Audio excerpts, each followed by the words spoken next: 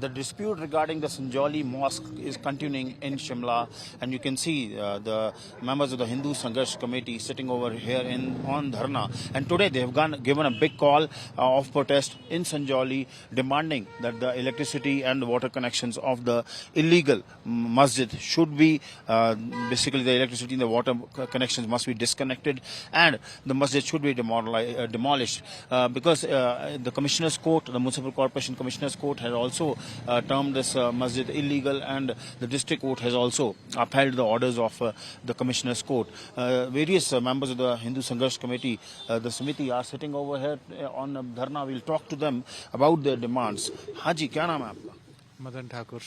मदन ठाकुर जी, आज आपने जो कॉल दी है हिंदू संगठनों ने, वो क्या कॉल दी है और क्या डिमांड्स आपकी?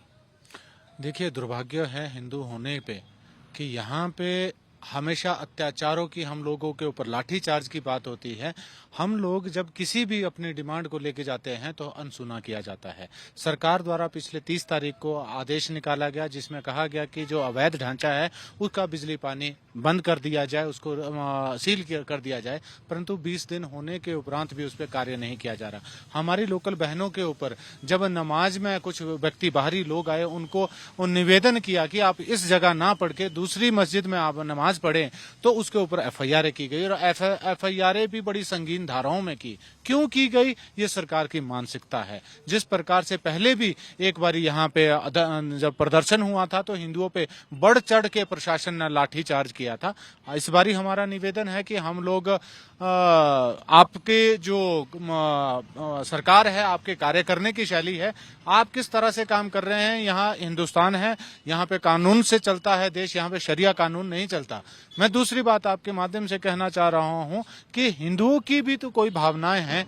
अगर उनकी भावनाओं के साथ आप इस तरह का खिलवाड़ करेंगे, ये कहीं ना कहीं माहौल को खराब करेगा। आज हम किसी भी प्रकार का खून खराबा, किसी भी प्रकार की हम कोई इस तरह का काम नहीं करेंगे जिससे कोई माहौल खराब हो, परंतु ये सारी चीजें प्रशासन के पास है। छोटी सी डिमांड है, यदि 4 दिन से प्रशासन उसको पूरा नहीं कर पाया, ये दुर्भाग्य की बात है।